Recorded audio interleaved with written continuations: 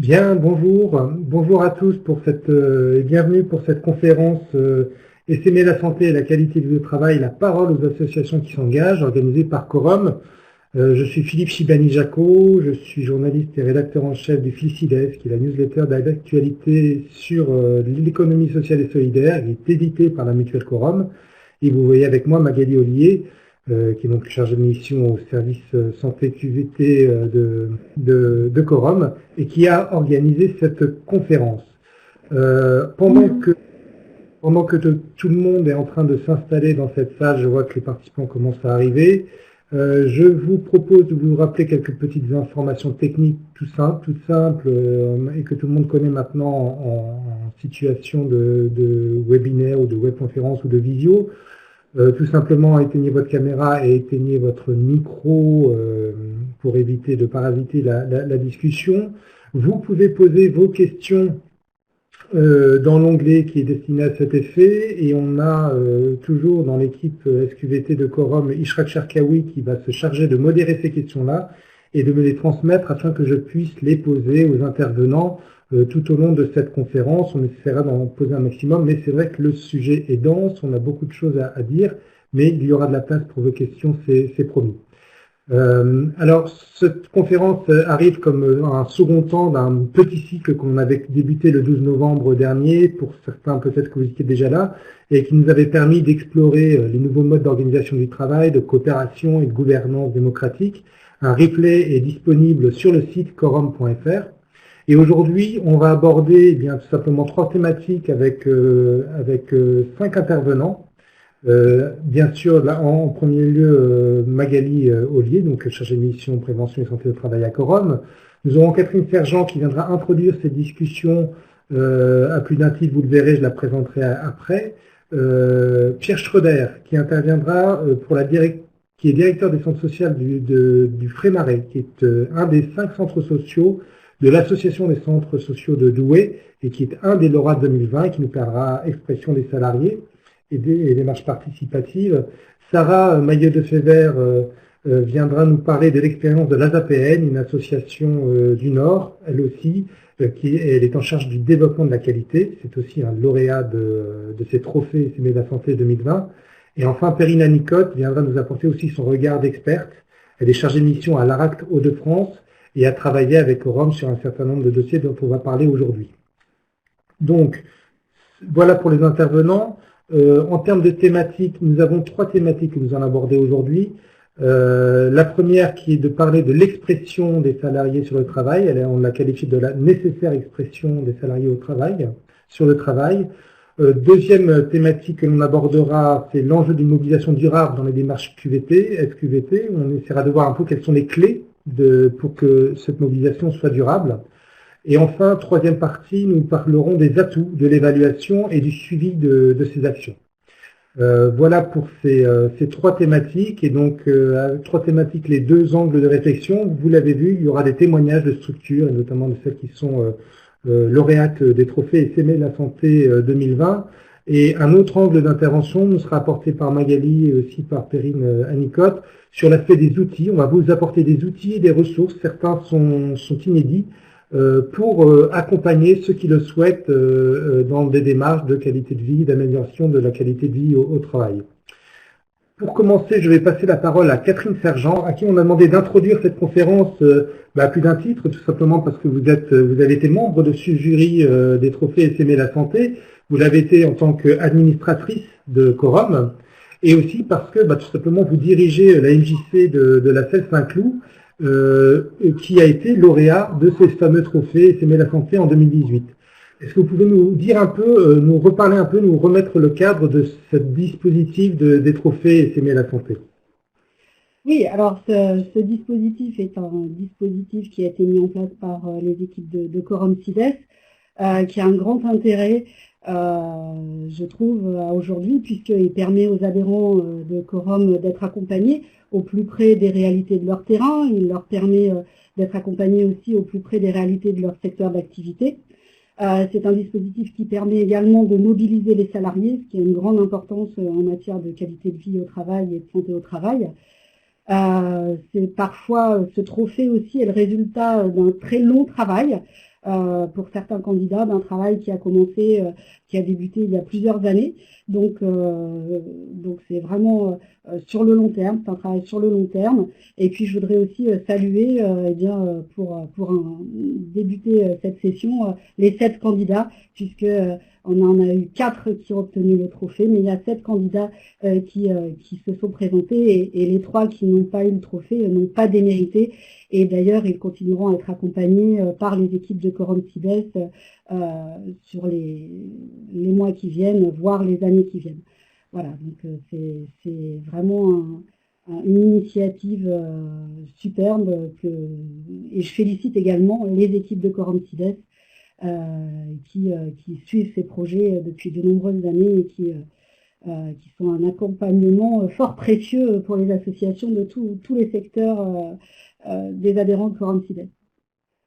Car comme vous le disiez, effectivement, ce dispositif, ce n'est pas seulement un jury qui se réunit sur la base de dossiers, mais il y a toute une dimension d'accompagnement qui se fait pour évaluer chacun des dossiers et des initiatives. Vous, à la MJC de la Seine-Saint-Cloud, vous avez été lauréat il y a 2 ans. Avec le recul, qu'est-ce que vous retirez exactement de cette expérience des trophées SMA La Santé? Alors oui, nous avons essuyé un petit peu les plâtres avec une particularité, c'est que nous sommes une structure de petite taille. Donc c'était une grande particularité puisque nous n'avons pas de CSE, nous n'avons pas d'instance de représentants du personnel.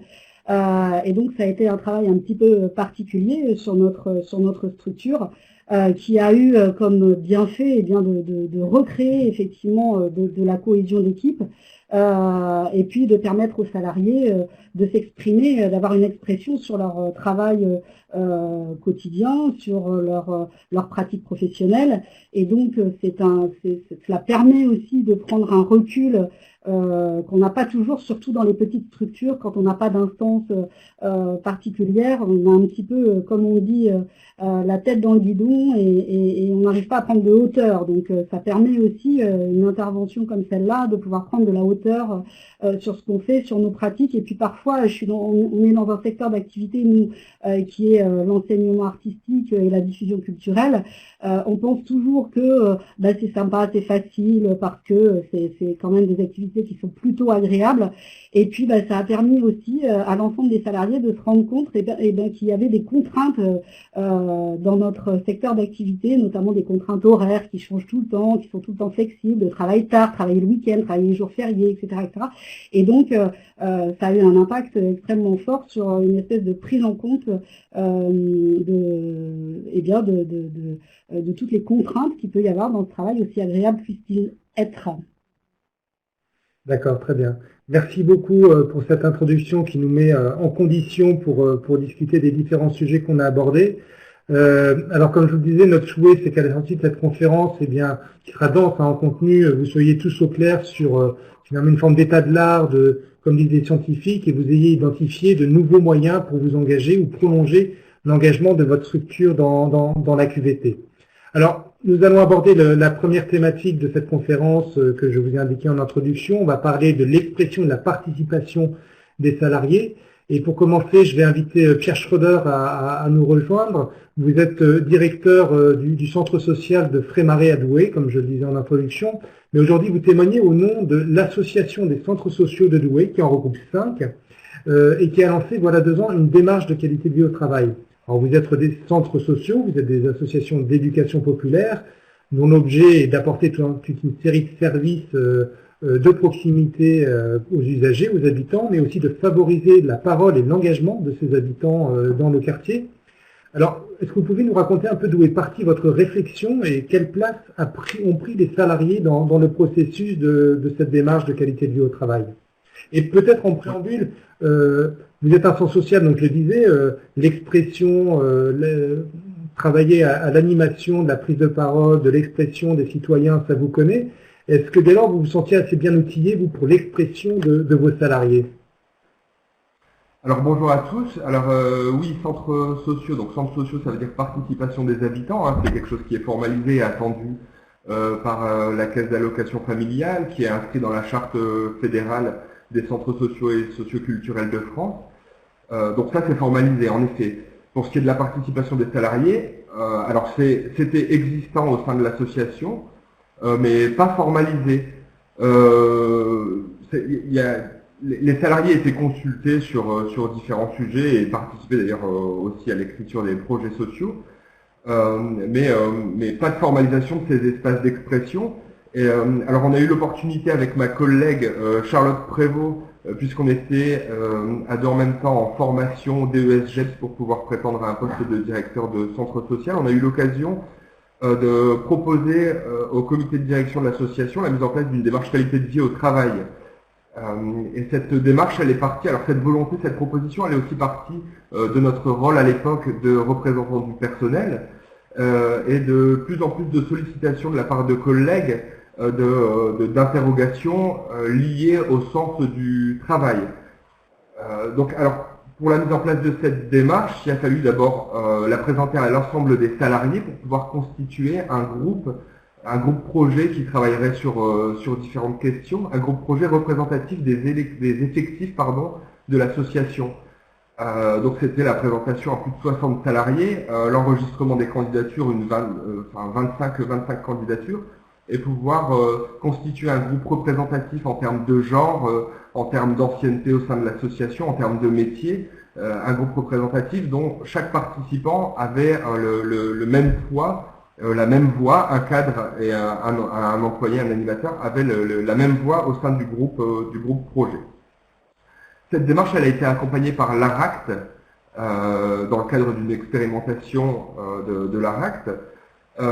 Et donc en filigrane, oui, la question du sens au travail, mais également de l'accompagnement des salariés dans un contexte en mutation. Thématiques qui ont été choisies par le groupe projet, parce que dans des contextes très mouvants, avec des cahiers des charges qui évoluent de la part de nos principaux financeurs. Comment vous en êtes arrivé à ces deux thématiques-là, justement? Alors, le choix de ces thématiques il est venu du diagnostic que nous, on a pu faire dans le cadre de notre formation et en tant que représentant du personnel. Au travers d'interpellations des instances représentatives du personnel, et puis aussi par la mise en place d'un questionnaire SATIN porté par la DUP, la délégation unique du personnel, et soutenu par la direction de l'association, qui a mis en évidence donc ce questionnement autour du sens de l'organisation et de l'accompagnement des salariés. D'accord. Et comment vous avez pu avancer du coup sur ces thématiques-là, même formellement en termes d'organisation de la discussion, de la consultation des salariés? Alors c'est le groupe projet finalement en tant que pilote de l'action qui a un peu établi la manière d'aller diagnostiquer ces deux thématiques auprès de l'ensemble des salariés, et pas seulement auprès de l'ensemble des salariés, mais de proposer aussi au conseil d'administration de se mobiliser sur la question. Et ça s'est mis en place au travers de réunions participatives, alors de réunions, mais finalement plus d'animation, pour permettre l'expression de l'ensemble des salariés, et avec la possibilité également, puisque le but c'était d'interroger un maximum de personnes, la possibilité pour ceux qui ne pouvaient pas être présents, je pense par exemple aux vacataires de l'association, de répondre aux différentes questions et interrogations au travers de questionnaires qui avaient été parallèlement mis en place par le groupe projet. D'accord, très bien. Aujourd'hui, cette notion de sens au travail, dans un contexte contraint, comme vous le disiez, il y a des cahiers des charges, il y a des évolutions de métier. Quels sont les résultats aujourd'hui, même si j'imagine que la démarche est encore en cours? Alors, les résultats, le résultat de l'expérimentation des marches qualité de vie au travail, c'est un plan d'action. Une expérimentation sur trois sujets qui ont été identifiés. Alors, les trois sujets, du coup, c'est la mise en place d'un séminaire participatif, donc porté par un groupe de salariés. C'est aussi la réinterrogation de nos réunions d'équipe, les réunions d'équipe qui ont lieu de manière hebdomadaire au sein des structures. C'est pouvoir évaluer ce qui se fait, comment ça se fait, et puis réinterroger ce fonctionnement. Mais c'est aussi, surtout, la mise en place de référentiels emploi-compétences. Et sur deux métiers en particulier au sein de l'association, dans le cadre de cette expérimentation, sur les métiers de secrétaire et de référente adultes et familles.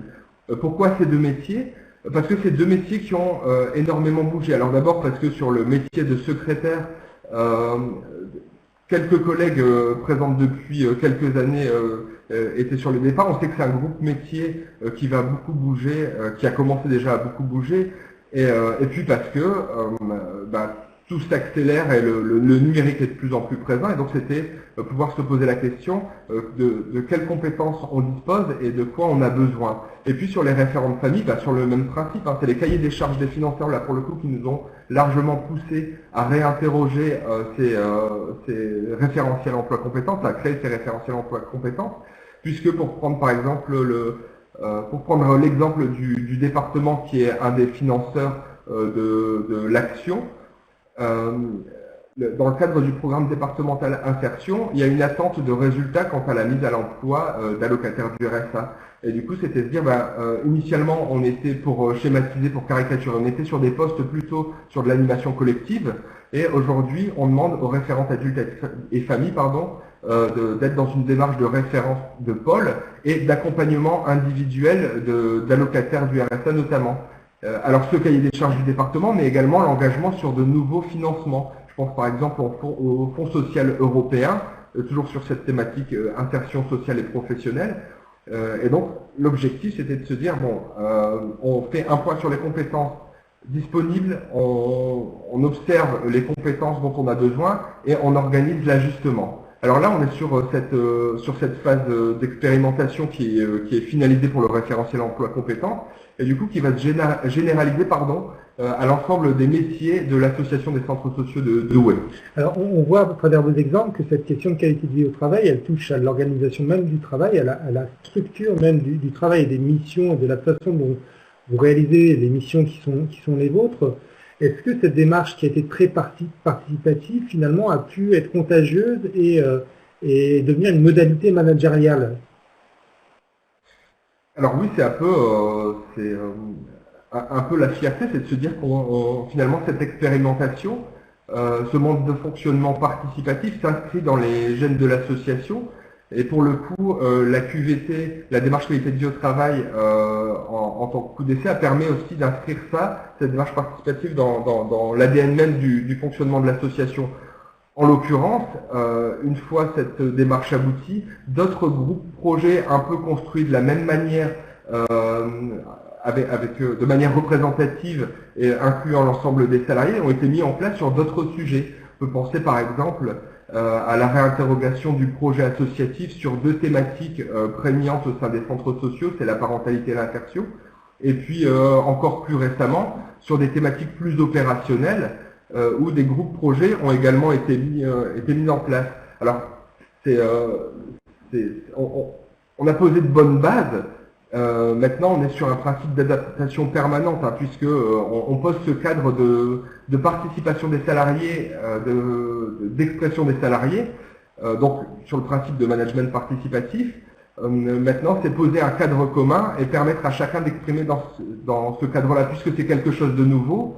L'expression des salariés et la participation des salariés se joue à différents niveaux également. Et du coup, c'est permettre à chacun de s'exprimer dans ce cadre-là, sans forcer et en accompagnant. Comment est-ce qu'on emporte justement la participation des salariés? Est-ce que ça peut être compliqué? Est-ce qu'il y a des éléments d'attention à avoir à l'esprit? Alors déjà, c'est de pouvoir créer les espaces pour que ça se mette en place. Et je pense que l'idée des groupes qui se sont mis en place, d'abord le groupe QVT, puis les groupes projets et les groupes sur les thématiques opérationnelles, permettent cette expression-là. Et je pense que ça se joue aussi autour de l'animation des temps de réunion et des thématiques qui sont abordées. On n'est pas positionné sur un groupe de manière contrainte, mais on y est positionné parce que ça a du sens par rapport au métier qu'on peut exercer, par rapport à notre place dans le centre social. D'accord. Merci beaucoup pour ce témoignage et n'hésitez pas à intervenir si vous le souhaitez dans le courant de la discussion. Magali Ollier, que j'appelle maintenant à intervenir, vous avez coordonné donc ces trophées Semer la santé. En quoi la démarche des centres sociaux que vient de nous décrire M. Schroeder peut nous inspirer et finalement quels seraient les points clés à retenir sur ce sujet de l'expression des salariés? Alors oui, cette démarche, elle elle est inspirante parce que sa réalisation, elle est clairement axée sur un fonctionnement sociocratique, au sens où à chaque étape, selon les sujets à traiter, est engagé, encouragé une mise en discussion ouverte et des prises de décision collectives.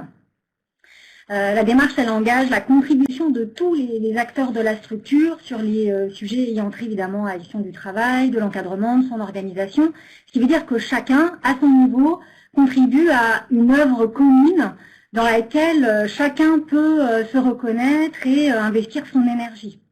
Donc c'est inspirant parce que l'esprit de ce projet QVT de l'association des centres sociaux de Douai correspond finalement au savoir actuel et efficace sur le sujet. On sait que la santé au travail, elle dépend de la façon dont les professionnels peuvent utiliser leur potentialité, se sentir utiles, être reconnus dans leur contribution ou justement avoir la conviction de produire un travail de qualité. Magali, donc, une petite oui. Est-ce que tu peux juste baisser un tout petit peu le niveau de ton micro?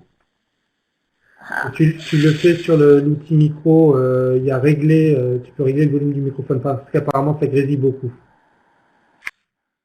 Voilà, c'est bon là, on m'entend? On t'entend toujours bien. On m'entend toujours bien.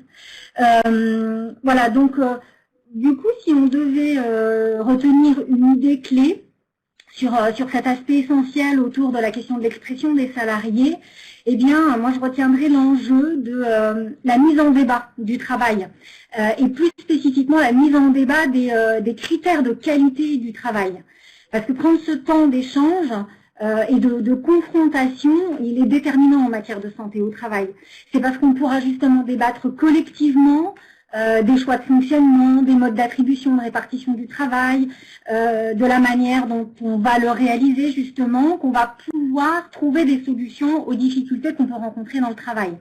D'ailleurs, bon, ce à quoi je fais référence là, c'est ce que le psychologue du travail Yves Clos appelle la controverse professionnelle ou la dispute professionnelle.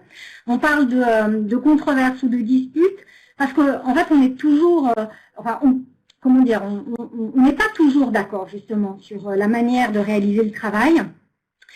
On n'est pas toujours d'accord parce que nos expériences sont différentes, nos histoires, nos formations. On a également des prescriptions internes qui sont différentes. Et donc cette controverse, cette dispute professionnelle, cette dispute sur ce qu'est un travail bien fait, elle est fondamentale. Surtout lorsqu'on travaille en équipe pluridisciplinaire, comme dans le secteur de l'ESF. Donc ce sont ces désaccords sur le travail et sur la qualité du travail qui va constituer un métier, qui va constituer le collectif de travail, pour autant que puissent justement avoir lieu ces controverses ou ces disputes entre professionnels. Elles sont nécessaires aussi bien pour l'efficacité du travail que pour la santé des salariés, parce qu'elles permettent justement que ces désaccords ne se transforment pas en conflits personnels, interpersonnels et dans des atmosphères de travail, on va dire, plutôt empoisonnées. Voilà. Donc ce qui est discutable doit être discuté. Sans ce dialogue avec les collègues, avec la hiérarchie, le travail et la santé finalement se dégradent. Je parle trop fort. Ça arrive souvent qu'on parle plus fort en intervention que hors intervention. Je voulais te poser la question, on comprend bien cette idée de controverse professionnelle et de nécessité de discuter ce qui est discutable. En même temps, dans une entreprise, on sait bien qu'il y a des dirigeants, qu'il y a une hiérarchie, qui exerce une autorité et qui tranche. Alors comment on aménage justement cet espace de controverse professionnelle dans un ensemble qui quand même conserve sa structure hiérarchique? Alors oui, c'est vrai. En fait, l'idée de cette concertation, c'est qu'elle permette d'accéder à un compromis. Un compromis qui serait donc acceptable socialement, mais qui puisse être évidemment rediscuté régulièrement. Les actions qui visent à prévenir les risques professionnels ou améliorer la condition de travail, ce sont bien des histoires effectivement de construits sociaux et de compromis. Et c'est là où le rôle de l'encadrement de proximité notamment est crucial, parce que c'est lui ou c'est elle qui aura cette responsabilité d'engager les sujets, de l'animer, de garantir que ces sujets ayant trait aux manières de faire le travail soient régulièrement débattus, notamment lorsque certaines manières de faire ne sont plus ou ne sont pas efficaces au regard des différentes évolutions. Donc un dirigeant, finalement, c'est davantage un médiateur, on pourrait l'appeler médiateur sur ces questions, plutôt que quelqu'un qui tranche ou qui décide. Il est le garant de ces questions de qualité du travail. Il est le garant que justement ces questions de qualité du travail soient au croisement des questions qui traversent toutes les structures, donc des questions réglementaires, des questions déontologiques, des questions financières et bien sûr des questions de santé au travail. L'encadrement, il doit veiller finalement à ce que l'une ne prenne pas le pas sur l'autre et garantir l'application des décisions qui sont prises de façon collective. D'accord, alors on a promis que pendant cette conférence, on présenterait des ressources et des outils à ceux qui participent. Alors sur ce champ de l'expression des salariés, qu'est-ce qu'on a comme dispositif, comme outil? Et j'invite aussi Perrine Anicotte peut-être à nous rejoindre de l'ARACT de France qui travaille avec Quorum sur ces sujets-là. Et je vais laisser apparaître un élément de discussion que tu as préparé, Magali. Oui, voilà, pour l'avoir sous les yeux, effectivement. Donc, Quorum propose, à travers son pôle santé et qualité de vie au travail, des appuis, des outils, des services d'accompagnement en matière de prévention et de santé et de qualité de vie au travail. Et là, sur ce premier sujet, comment on favorise l'expression des salariés, la mise en débat sur les questions de qualité du travail, pour lequel finalement il est davantage question de méthode d'animation. On a déjà réalisé plusieurs webinaires qui apportent quelques clés de lecture et puis des éléments de méthode sur des formats assez pratiques de 45 minutes. Donc là, effectivement, on a sous les yeux quelques exemples de webinaires sur lesquels nous sommes revenus sur les sujets. Donc, je ne les liste pas, mais on est autour de comment on anime des espaces de dialogue, comment on appuie l'encadrement pour animer des réunions d'équipe, des clés pour renforcer les questions de la motivation et de l'engagement dans le travail. Et puis, du coup, j'en profite pour dire qu'effectivement, on va avoir des prochains webinaires, notamment la semaine prochaine, sur la question du conflit. Comment on l'appréhende, comment on le comprend. Donc le conflit, est-ce que c'est une affaire personnelle ou est-ce que c'est une affaire de travail? Donc on vous propose justement de suivre ce sujet-là la semaine prochaine, le 10 décembre. Et puis on a également une thématique autour des méthodes d'animation des réunions inclusives l'année prochaine.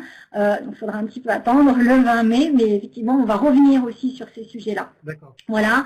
Parmi, les appuis. Oui, alors effectivement, Perrine pourra nous dire un peu plus de choses sur les récits professionnels. Je voulais juste faire une toute petite parenthèse sur un document aussi avec lequel on travaille beaucoup. C'est le guide 10 questions sur les espaces de discussion de l'ANACT.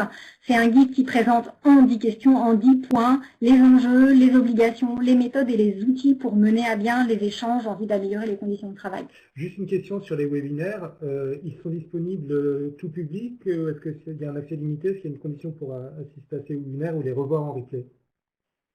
Alors, on peut les revoir en replay, mais effectivement, ce sont des services qui sont uniquement dédiés à nos adhérents. D'accord. Mais les replays, on peut les revoir? Par nos adhérents. Oui. Perrine, un mot sur ces récits professionnels. De quoi on parle exactement? Et à quoi ça peut servir? Oui, alors bonjour à toutes et à tous. En fait, nous, on est parti de l'idée qu'effectivement, ce n'était pas toujours simple de discuter du travail et qu'il ne suffit pas de le vouloir pour y arriver, parce qu'il peut y avoir des tensions, des visions, des représentations un peu différentes. Et donc, dans le cadre d'accompagnement collectif, en particulier dans le secteur des EHPAD, et à partir d'un accompagnement d'un établissement en particulier, on a recueilli des informations à travers des observations, des entretiens, et qui ont permis à une collègue, Élodie Valentin, dont je salue le travail ici, qui lui a permis finalement de réaliser un récit professionnel, donc une mise en récit finalement du travail du pôle soignant au sein d'un EHPAD, et qui permet de rendre compte de toute la complexité, de toute la combinaison aussi des facteurs de risque, des facteurs de protection qui peuvent exister dans ces métiers-là. On le conçoit comme un support, finalement, l'idée c'est de pouvoir partir du récit, de pouvoir le partager au sein d'un groupe pour justement voir un peu ce qui fait miroir et pouvoir enclencher la discussion à travers un récit professionnel qui fait un peu un intermédiaire, un médium, pouvoir aider justement à la mise en discussion. C'est au sein d'un EHPAD, à mon sens, ça peut être utilisé dans d'autres secteurs. L'effet miroir peut fonctionner dans d'autres secteurs. Peut-être juste, pardon, en complément, pouvoir dire que dans le réseau Anact-Aract, il y a des formations possibles autour des espaces de discussion. Magali, tu parlais du guide 10 questions sûres. Il y a un kit qui est à disposition de tous sur le site de l'Anact ou des Aract, un kit sur les espaces de discussion beaucoup plus outillé. Voilà ce que je peux dire. Juste nous redire, ces récits professionnels, où est-ce qu'on peut les trouver?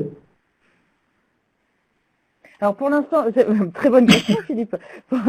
Pour l'instant, ces récits professionnels, en fait, on est en train de les construire. Alors vous avez quelques récits disponibles via des podcasts qui avaient été mis en ligne en lien avec la semaine de la qualité de vie au travail. Mais le récit dont je vous parle, il est en train de se construire puisqu'il va être associé, en fait, il est construit, mais il va être associé à un kit qui va vous proposer des outils et une méthode pour s'appuyer dessus. On a pris un peu de retard avec le contexte que vous connaissez. D'accord, on les attendra. Merci beaucoup. On va passer à la deuxième thématique de notre conférence, qui est la question de l'enjeu d'une mobilisation durable et d'un engagement dans ces démarches en santé et en qualité de vie au travail. Alors nous avons vu en quoi l'institutionnalisation de l'expression des salariés dans l'entreprise est capitale. Pour ce qui est des clés de cette mobilisation durable, sur ce point, Magali, qu'est-ce qu'on peut retenir? Je crois que tu veux t'appuyer sur l'expérience de deux autres lauréats que sont des trophées SMLS Santé 2020, que sont les Ateliers de Province, une entreprise adaptée d'une 50aine de salariés, et l'association Mobile Emploi 29, qui œuvre en Bretagne, une association bretonne qui développe des solutions de mobilité pour des personnes en situation de précarité. Oui, alors avant de revenir sur effectivement les expériences de ces deux lauréats, peut-être ce qu'il faut retenir sur les démarches. C'est qu'une démarche de santé et qualité de vie au travail ou de prévention en général, elle doit s'intéresser à l'ensemble des déterminants des conditions de travail. Elle doit donc s'appuyer sur des constats partagés et sur un pilotage structuré qui va permettre que ces sujets soient portés, soient mis en œuvre et soient suivis. Donc ce type de démarche, elle doit s'inscrire dans la durée, parce que en fait ces questions de santé au travail, elles sont jamais réglées une fois pour toutes, puisque justement elles sont intrinsèquement liées aux conditions de réalisation de l'activité, et ces conditions, elles bougent.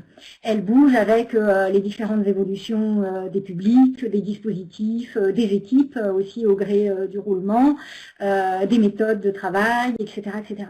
Donc, pour garantir son inscription dans le temps, les démarches, elles doivent associer également les acteurs qui ont la main sur les organisations du travail et sur les conditions de travail, donc et bien évidemment les directions, mais aussi les salariés qui, eux, peuvent faire remonter, alors les salariés et ou leurs représentants, qui peuvent faire remonter les éléments de réalité du travail.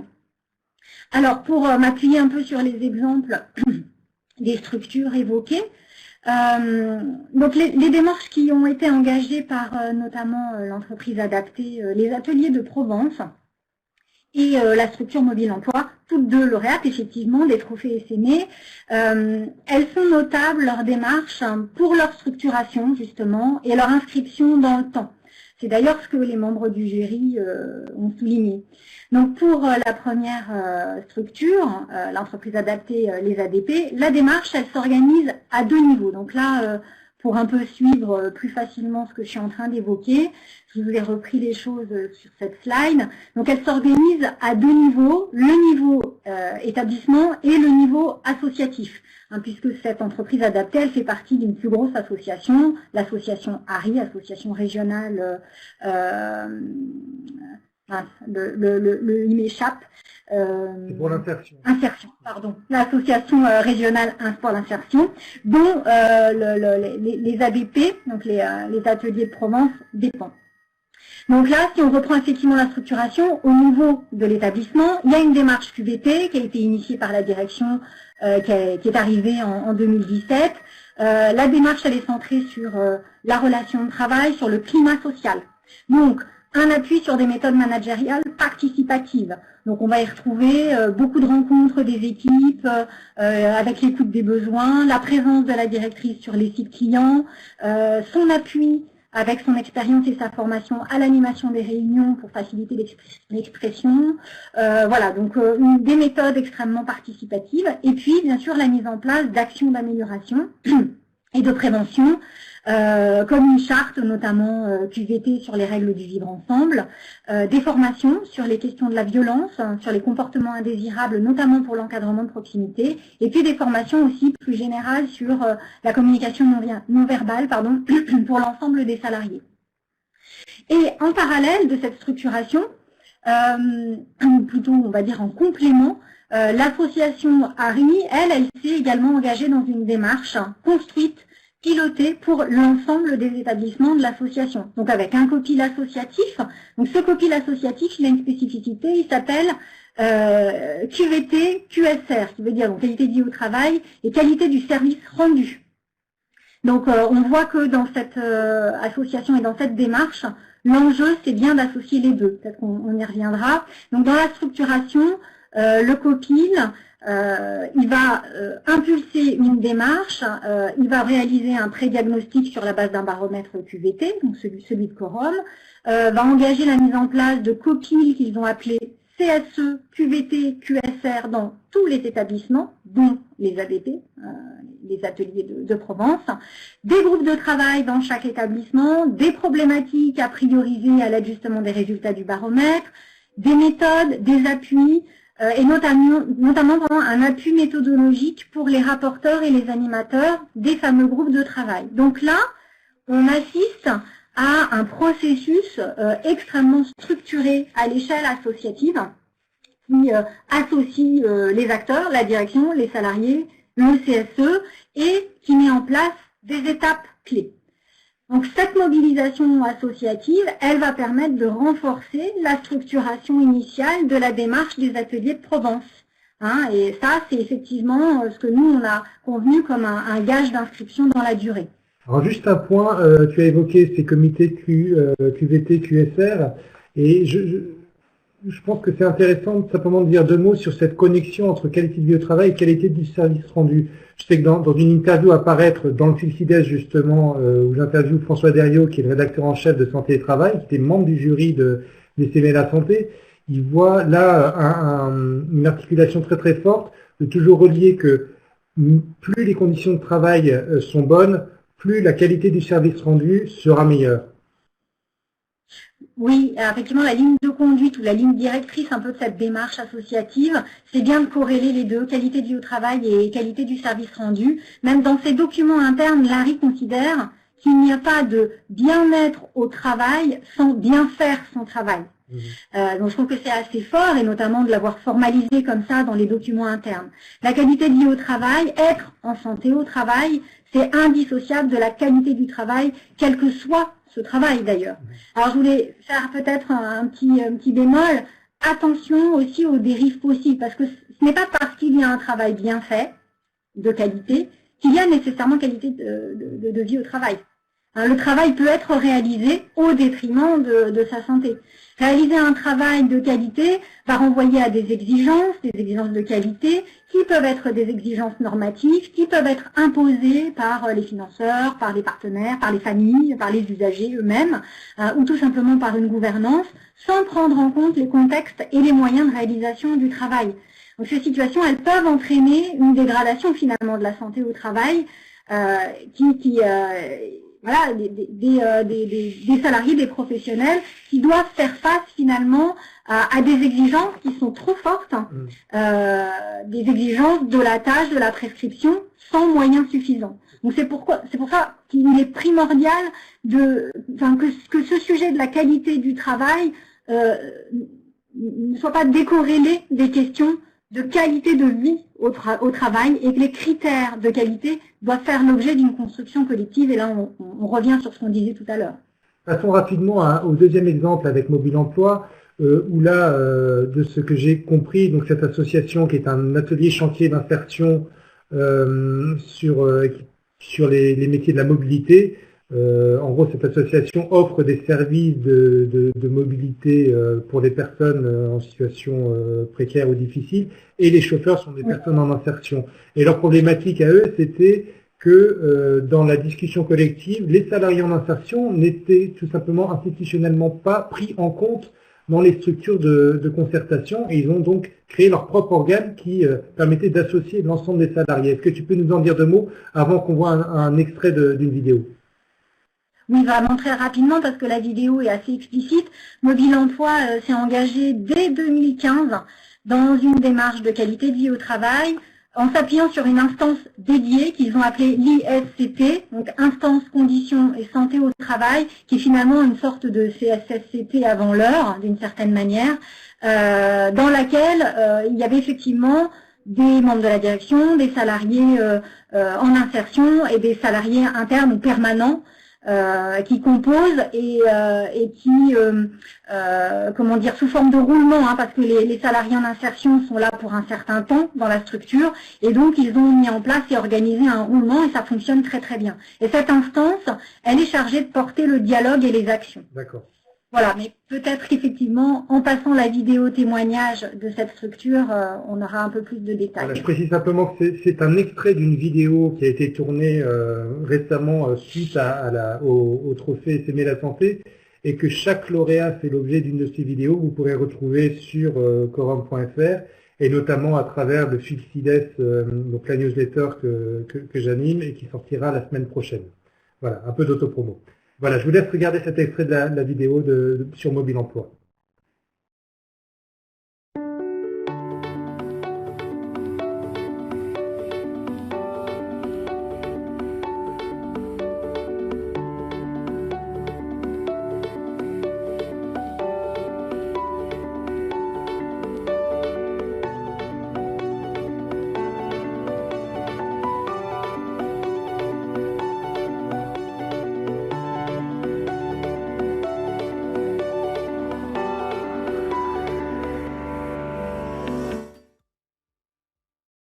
Pour formaliser un petit peu ce dialogue, on a mis en place différentes actions. Il y a l'ISCT qu'on a mis en place il y a quelques années. On a également complété l'ISCT par ce qu'on fait au quotidien, des réunions avec l'ensemble du personnel, des groupes de travail en fonction des actions qui sont mises en place. Ces différentes petites actions qui, les unes avec les autres, ont permis de mettre en œuvre tout ce dialogue social. Et en 2019, notamment, a permis de mettre en place un certain nombre d'actions sur la qualité de vie au travail et sur la santé au travail, notamment pour nous, les chauffeurs, qui ont quand même un poste à responsabilité puisqu'ils travaillent sur différents roulements de 4 heures du matin à 23 heures le soir, du lundi au samedi. Donc voilà, ça c'était vraiment quelque chose sur lequel nous étions assez fiers de pouvoir mettre en place cette multitude d'actions et chacun peut participer d'une manière ou d'une autre à ces différentes instances de dialogue.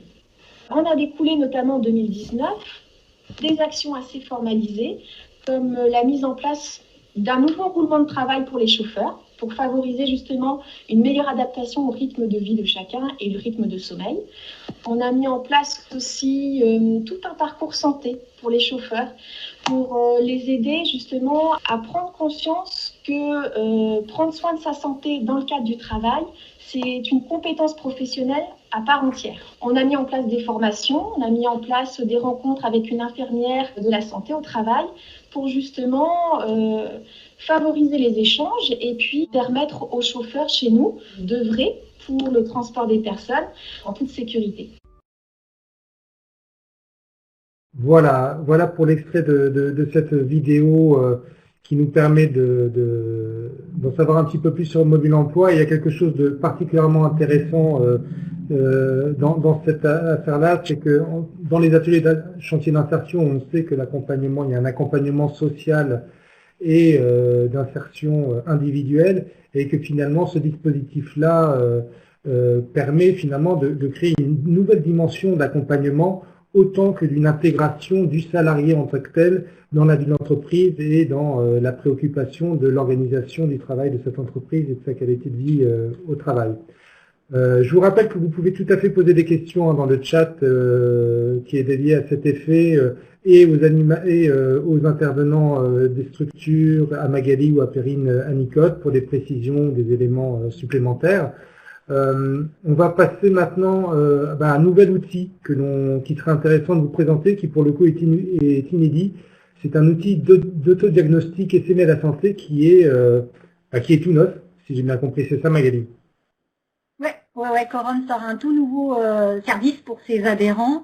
C'est un outil de pilotage qu'on a appelé l'outil d'autodiagnostic Essaimer la santé, puisque il s'appuie sur les mêmes lignes de conduite ou les mêmes éléments que nous avons évalués dans le cadre des trophées Essaimer la santé. Donc cet outil, c'est un questionnaire en ligne qui vise à aider les structures de l'ESS à faire le point, à faire un peu un bilan sur ces avancées en matière évidemment de qualité de vie au travail, ces avancées sur les démarches, sur le pilotage, sur les actions que les structures ont mises en place en matière de santé et qualité de vie au travail. Alors, pardon, avant juste de te laisser développer cet outil d'autodiagnostic, je profite qu'il y ait une question qui est effectivement en lien avec ce que l'on a vu avec Mobile Emploi, tout comme avec les centres sociaux de Douai. Donc, Pierre Schroeder, si vous pouvez nous rejoindre pendant que je pose la question. La question, c'est quelle a été la place des IRP, donc des institutions représentatives du personnel, dans la démarche QVT. Pierre Schroeder, je crois que vous l'avez dit un petit peu au tout départ, en fait, vous étiez en formation pour devenir directeur, mais aussi vous étiez représentant du personnel. Oui, alors au moment de la proposition de la mise en place de la démarche, en effet, j'étais représentant du personnel. Après, moi, en tant qu'animateur, finalement, j'étais là en tant qu'animateur par la suite sur le groupe projet et plus en tant que représentant du personnel. Cela dit, dans la constitution du groupe projet, j'évoquais que cette constitution, elle s'est faite de manière à ce que le groupe projet soit représentatif des effectifs, avec une place, pour le coup, particulière pour les IRP, puisque il y avait 2 représentants du personnel, il y a 2 places qui étaient réservées aux représentants du personnel au sein de ce groupe projet. Donc, place forcément fondamentale pour les IRP. Magali, c'est vrai que c'est une question qui est régulièrement posée, et merci à Brigitte Pivot de l'avoir posée, qui est en fait de savoir, il y a une instance de dialogue social instituée dans une entreprise, que sont ces IRP. Alors, quand il y en a, c'est un CSE, sinon des représentants du personnel qui sont en dialogue avec la direction. Comment est censé s'articuler, est-ce qu'il y a un modèle pour articuler ce travail de dialogue social avec une démarche qualité de vie au travail qui fait appel à l'expression et à la participation des salariés? Est-ce qu'il y a un modèle, c'est-à-dire juridique ou? Non, est-ce que dans ce que tu as pu observer sur le terrain, est-ce que Corum, le service SQVT de Corum a pu observer sur le terrain, on voit des données à peu près globales qui permettent d'expliquer un peu comment fonctionne cette articulation entre dialogue social et qualité de vie au travail.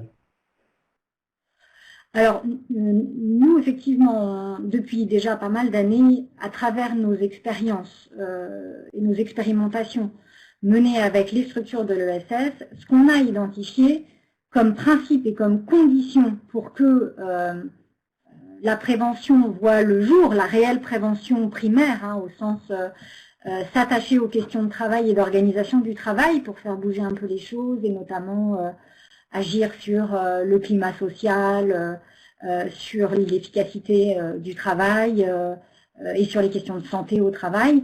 C'est lorsque on associe les différents acteurs qu'on est en train d'évoquer.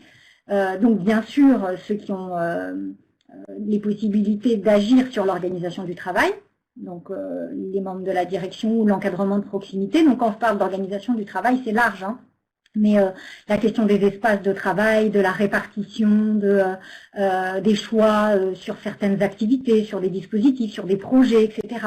Donc ça, c'est bien les membres de la gouvernance dans leur impulsion, mais après, dans leur déclinaison, on est sur les opérationnels, donc les membres de la direction et encadrement de proximité. Et puis, les salariés, évidemment, avec l'appui des représentants du personnel, puisqu'ils ont dans leur mission, dans leurs prérogatives, ces aspects-là. Maintenant, effectivement, depuis la nouvelle loi et la mise en œuvre des CSE qui rassemble, fusionne, j'aime pas trop ça, mais bon, globalement c'est un peu l'idée, qui rassemble les missions que tenait auparavant le CE, les DP et le CHSCT, le CSE a toutes les prérogatives en matière de santé au travail. Donc après, il peut y avoir aussi des commissions, donc il y a la CSSCT, la commission santé au travail, santé et sécurité au travail, qui peut avoir une délégation, une sorte de délégation du CSE pour commencer un peu à défraîchir un peu ces sujets-là en amont, mais de toute manière, les décisions seront prises en CSE. Voilà, donc les expériences vraiment nous montrent que lorsqu'il y a association des représentants du personnel, des salariés, en général, mais les représentants du personnel sont des salariés, ça fonctionne mieux. Voilà. Et pour apporter un élément supplémentaire de réponse sur la situation de mobile emploi, donc un atelier d'insertion qui structurellement ne pouvait pas associer les salariés en insertion à ces démarches-là au départ, parce qu'ils n'étaient pas reconnus en tant que salariés en tant que tels comme les encadrants techniques. Je crois que la législation a évolué d'une part parce que la réforme des comités d'entreprise devenus CSE a notamment fait tomber la barrière des 50 salariés minimum pour créer un CSE. Donc aujourd'hui, un atelier championnat d'insertion peut très bien, qui en aurait moins de 50 salariés, pourrait très bien en créer un. Et aujourd'hui, il est possible maintenant, le salarié en insertion est totalement reconnu. Et donc, je sais que dans certains ateliers chantiers d'insertion, ces ISCT qui avaient été institués au niveau de la branche, maintenant se fondent dans les structures nouvelles du CSE et ces fameuses commissions santé et sécurité au travail. Oui, donc ils étaient un peu avant-gardistes finalement, Mobile Emploi 29. Oui, tout à fait. C'est à partir de 11 salariés qu'une structure peut avoir un CSE, tout à fait. Exactement. On va passer à la troisième partie de cette conférence et on en vient maintenant à... Peut-être finir la présentation de l'outil avant de passer à la troisième question. Désolé, du coup j'en ai oublié quand même un élément important de cette conférence qui est la présentation de cet outil d'autodiagnostic qui est à disposition des structures. Oui, alors voilà, donc on était en train de commencer à évoquer l'outil d'autodiagnostic et s'aimer la santé. Donc si je reviens un peu sur cet outil, donc questionnaire en ligne, donc selon la situation de la structure, l'outil il comporte un certain nombre de questions, entre une vingtaine et un peu moins d'une quarantaine, qui va interroger les 5 dimensions d'une démarche de santé et de qualité de vie au travail. Donc ces 5 dimensions, si on les reprend rapidement, il y a la question de la mobilisation durable, qu'on est en train d'évoquer, l'engagement dans la démarche, les méthodes qui sont employées, l'expression des salariés, bien sûr, comment est sollicitée cette expression, comment est prise en compte cette expression, et puis bien sûr la qualité des actions mises en œuvre et leur suivi. Donc c'est un outil qui permet aux membres d'une instance de pilotage, mais aussi à une direction de structure, s'il n'y a pas de comité de pilotage, par exemple, de s'auto-diagnostiquer sur là où elle en est dans justement ses actions et dans sa démarche. Donc l'outil peut s'utiliser seul, bien sûr, mais il n'a pas été construit comme ça. Il a plutôt vocation à être utilisé collectivement, donc avec l'ensemble des membres d'une instance. Donc s'il n'y a pas une instance dédiée, c'est avec le CSE, par exemple, ou la CSSCT. Donc c'est l'idée d'avoir un support en fait à la discussion au sein de l'instance. Alors si on peut un tout petit peu avancer, je vais le faire. Hop là, pour vous montrer quelques visuels, alors qui sont un peu flous peut-être pour vous.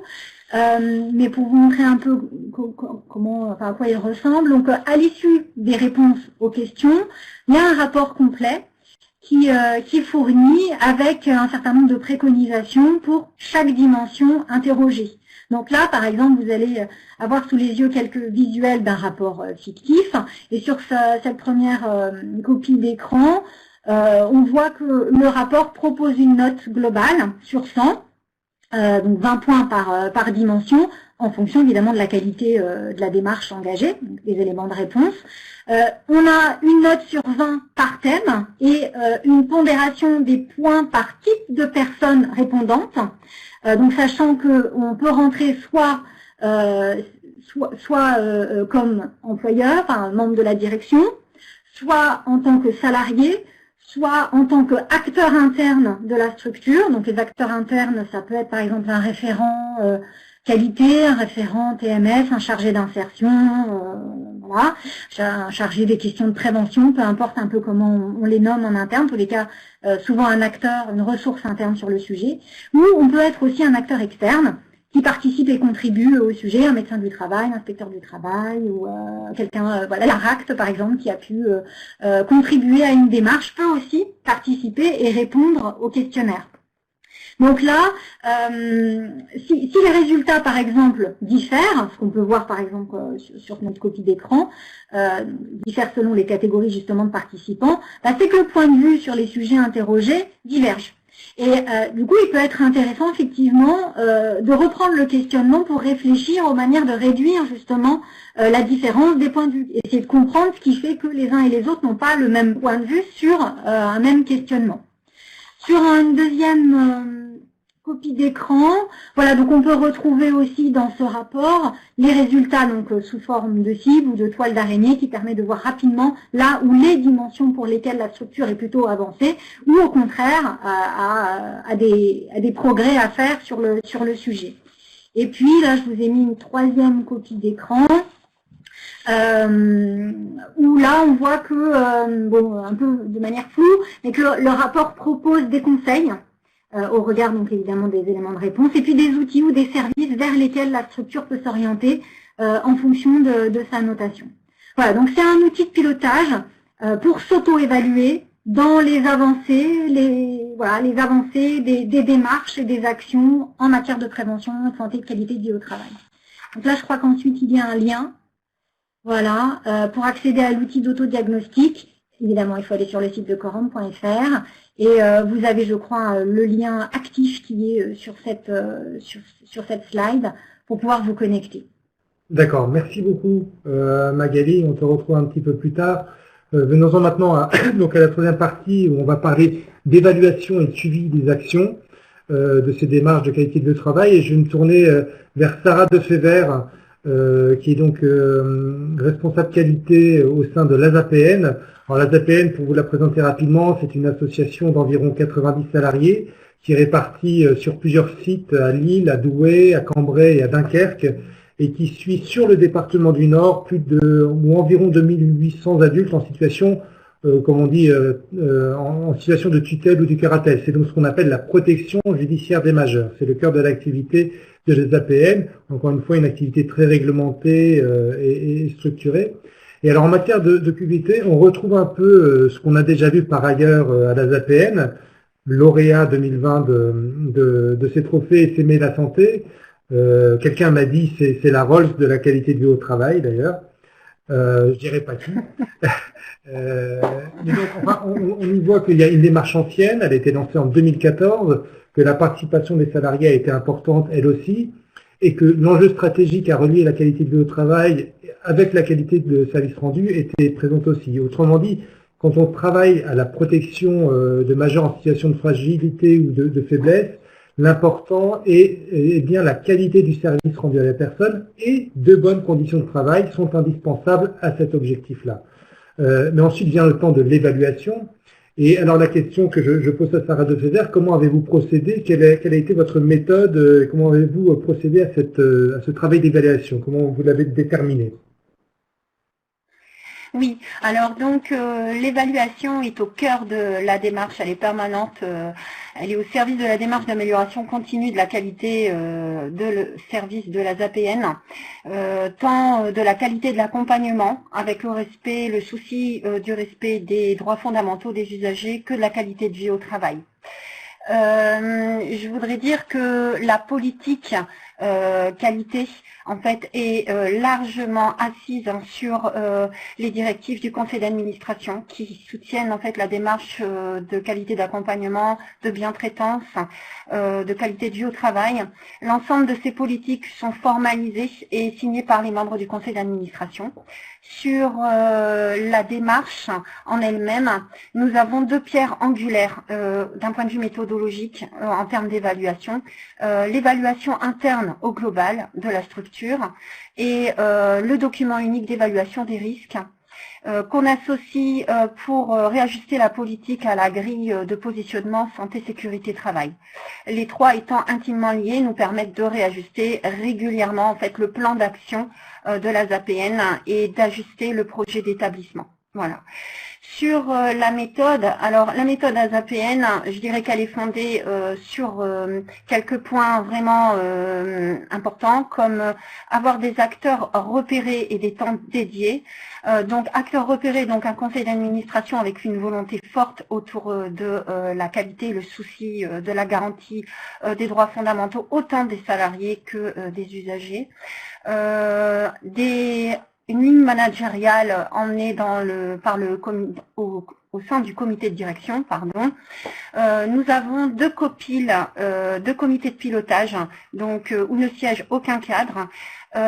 Ces comités de pilotage sont essentiels puisqu'en fait ces non-cadres sont des référents bénévoles qui nous permettent une réelle prise en compte du travail réel, du travail de terrain. Ce qui nous permet de réajuster constamment la démarche, mais aussi ce sont de réels acteurs relais en fait de la volonté du conseil d'administration et de la démarche. Ils légitimisent la démarche aussi parce qu'en fait la composition de ces comités de pilotage ou des groupes de travail, notamment on a un groupe de travail RPS, sont toujours composés de la même manière, à savoir représentation comme dans le DERP des unités de travail, donc les services, autant que des fonctions. Voilà. La ligne managériale, donc j'ai évoqué, elle soutient donc, elle relaye l'information lors des réunions de service mensuelles avec un point santé-sécurité essentiel où le chef de service laisse la parole au référent COPIL pour le valoriser. Et enfin, je dirais, dernier acteur repéré, les membres du CSE qui en fait sont représentés aussi au comité de pilotage. Donc sur les temps dédiés, c'est un réel investissement de la direction puisque ces temps dédiés, en fait, il faut les prendre en compte dans le temps de travail, ce qui n'est pas facile parce que pas toujours financé ou peu financé. Voilà, donc des temps dédiés, les temps de réunion, le point santé sécurité, tant en réunion cadre, en comité de direction que chaque mois à la réunion de service. Je dirais aussi qu'après, nous nous appuyons beaucoup sur des référentiels adaptés à chaque thématique que nous évaluons ou à chaque famille de risques. Donc nous, on a repéré 4 grandes familles de risques qu'on structure en plan de prévention via notre DERP, le risque routier, le risque hygiène, les risques musculo-squelettiques et les risques psychosociaux. Ce que je voudrais dire aussi, c'est que là-dessus, on s'appuie beaucoup sur Quorum, les publications aussi de l'ANACT et l'INRS. Voilà. Au niveau de la démarche, c'est toujours à peu près la même. D'abord, on tâche de poser la méthode et de l'écrire surtout pour pouvoir mieux la faire comprendre et de la diffuser en amont avec une note de service, donc sous forme de guide, comme notre guide de prévention des risques psychosociaux. Ensuite, on établit un état des lieux avec un groupe déjà formé comme le COPIL ou un groupe de travail dédié comme le groupe RPS. Ensuite, on croise le résultat de leur réflexion avec d'autres indicateurs du bilan hygiène, santé, travail, donc absentéisme, occurrence des thèmes, des questions CSE, fiches incidents, résultats d'enquête de satisfaction, accident du travail, entretien d'évaluation interne. Ensuite, on pose des hypothèses de recherche pour construire un support d'enquête. Et quand on analyse en groupe de travail et en COPIL ou en réunion cadre les résultats, on essaye de tester des solutions. Et à chaque point, chaque étape, en fait, on essaye d'asseoir une communication la plus accessible possible, grâce notamment à la ligne managériale, mais aussi aux référents qualité. Se pose enfin à chaque fois la question de l'évaluation, de la méthode d'évaluation. Alors là, c'est très compliqué puisque en fait, ça c'est un élément conditionnel chez nous. Chaque fois qu'on pose une évaluation, on pose en amont dans le guide comment on va évaluer les effets de cette méthode qu'on a choisie sur l'objet d'étude, ce qui nous permet de vérifier la cohérence, la pertinence, l'efficacité et l'efficience de notre méthode d'évaluation. Et c'est pour ça que dans le cadre des risques psychosociaux, on a intégré à notre méthode la rédaction, suite à cette d'évaluation en miroir, de la rédaction d'un livre blanc sur les risques psychosociaux qu'on diffuse auprès des salariés. Dans tous les cas, nous abondons avec les résultats le document unique d'évaluation des risques professionnels, le programme de prévention, mais aussi le plan d'action de la ZAPN qui nous permet de réajuster au mieux, au plus près de la réalité, le projet d'établissement. Et cette évaluation de la méthode peut être faite à la fin, mais aussi dernièrement, on a essayé pendant la démarche. D'accord, pendant la démarche. Oui. Qu'est-ce que, quand on mène une action d'évaluation comme ça, on mène l'action et en même temps on évalue, est-ce qu'il y a des limites, est-ce qu'il y a des contraintes à cet exercice-là? Alors, l'évaluation pendant la démarche, donc là pour le coup, je dois dire que c'est un exercice de style assez poussé. Heureusement, nous avons été bien accompagnés par Quorum et la NACT, et donc nous l'avons testé dans le cadre de l'évaluation de notre plan de prévention des risques psychosociaux. Ça nous a permis d'ajuster en permanence la démarche, la méthode d'évaluation avec les salariés. Au plus proche du terrain, ça nous a permis de co-construire avec le CSE, avec les membres du COPIL, avec le groupe RPS. Ça nous a permis surtout d'améliorer la qualité du dialogue social parce que, en fait, les avantages de cette évaluation embarquée sont l'amélioration de la transparence et de la communication qui est cette interaction permanente redonne en fait et donne le pouvoir d'agir aux salariés, mais en temps réel quasiment. Alors c'est beaucoup de travail après pour le pilote, mais en tous les cas ça renforce le sentiment pour les salariés d'être réellement acteurs et pour le CSE aussi d'être acteur en fait de ce qui est occupé, l'évaluation qui est occupée de se dérouler. Par contre pour les effets négatifs, ça pose un effet miroir. Donc, c'est-à-dire les salariés, nous, c'était la première fois, c'était peut-être le côté innovant, mais ils se sont dit, mais que fait, qu'est-ce que, pourquoi poser 2 questionnaires, hein, bon, est-ce que c'était ça, je ne sais pas. Une question aussi de l'effet tunnel, parce que ça rallonge les délais pour produire des résultats, forcément, ça floute un petit peu la démarche.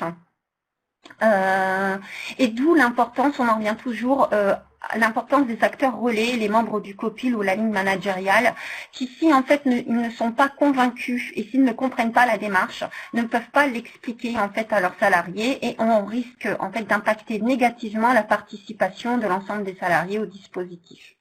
Et les bonnes questions, je pense qu'il faut se poser, c'est est-ce que une évaluation embarquée, est-ce que c'est bien pertinent dans le projet que je suis occupée de développer, la pertinence des supports, la pertinence du calendrier, la pertinence de l'accessibilité des outils, que ce soit des formulaires, des observations, des entretiens compréhensifs individuels ou collectifs.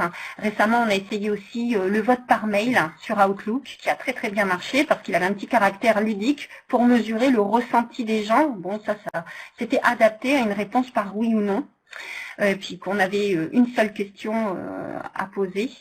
Voilà. Et puis, je dirais, elle nécessite vraiment un plan de communication hors pair et une formation, une sensibilisation accrue des préventeurs, pour faire sens.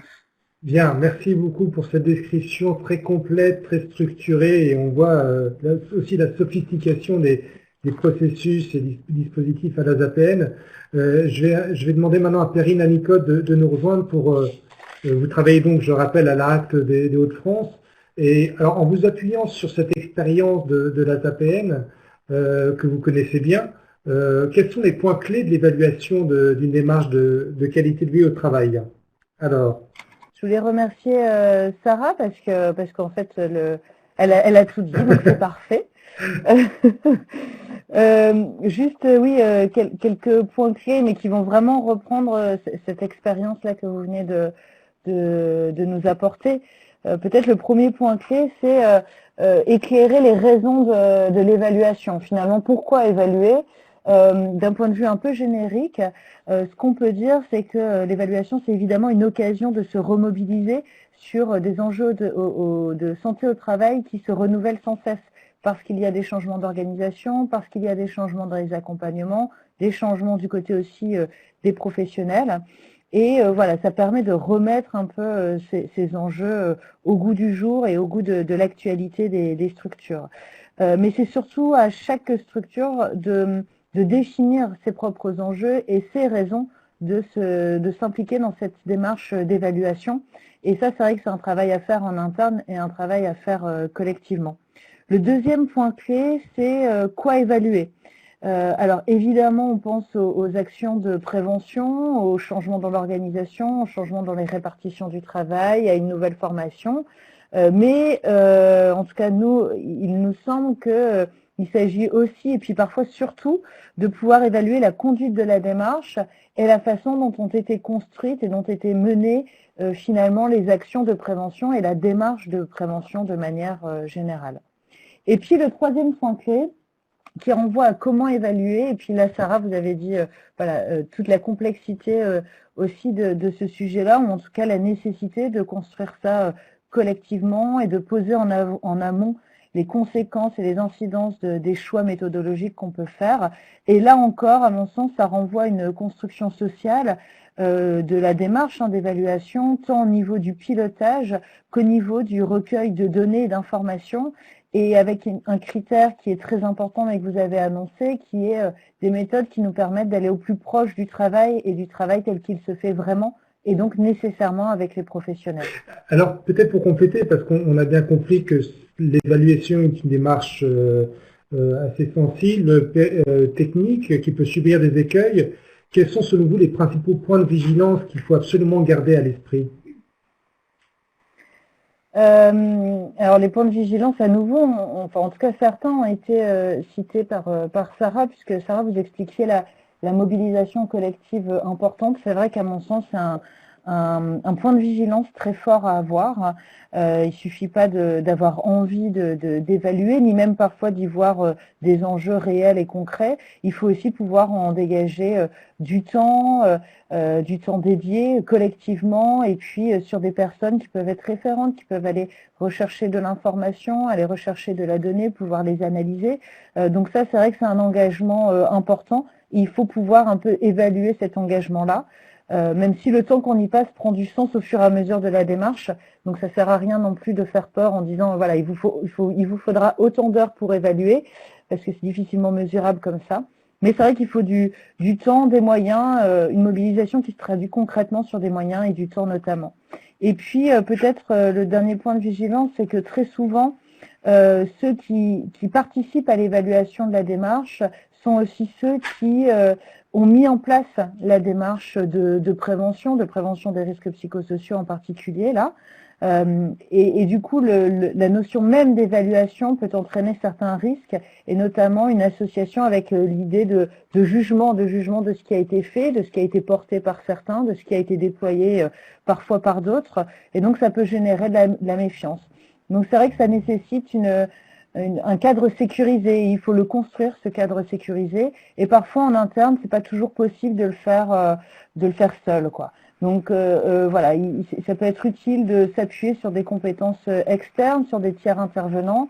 Alors on peut penser en premier lieu aux services de santé au travail, qui peuvent vraiment aider à mettre à distance certaines choses, à objectiver les différents éléments, à la CARSAT évidemment, à Quorum SIDES qui peut venir en appui et qui a travaillé, expérimenté sur ce sujet, et puis le réseau ANACT-ARACT peut effectivement vous appuyer aussi, sachant que l'ARACT a travaillé depuis maintenant quelques années sur cette question-là, et en interne on continue à travailler sur ce sujet.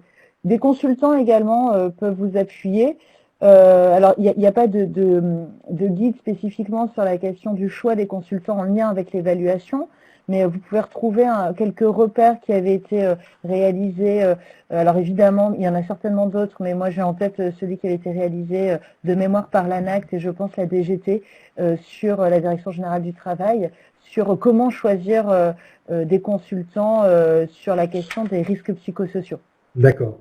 Merci beaucoup pour tout cet éclairage. Vous avez évoqué les compétences externes à mobiliser, mais on peut peut-être aussi ajouter que vous avez construit, l'ARACT et Quorum, un référentiel d'évaluation. Magali, est-ce que tu peux revenir pour nous en dire quelques mots rapidement? Je vois qu'il est 16h45, je préviens tout de suite toutes les personnes qui sont encore là. On en a encore juste pour quelques minutes pour aboutir notre discussion sur ce thème-là aujourd'hui.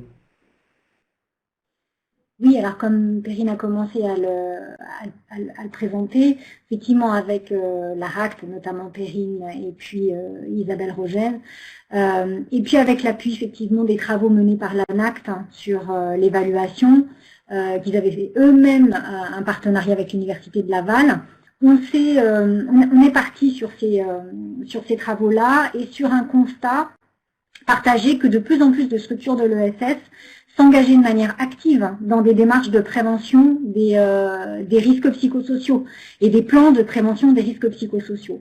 Donc notre objectif avec l'ARACT, c'était d'outiller, d'aider méthodologiquement les acteurs de l'ESS, mais aussi plus largement, à identifier si ces démarches et ces mesures de prévention répondaient effectivement aux difficultés et aux contraintes constatées dans leur structure.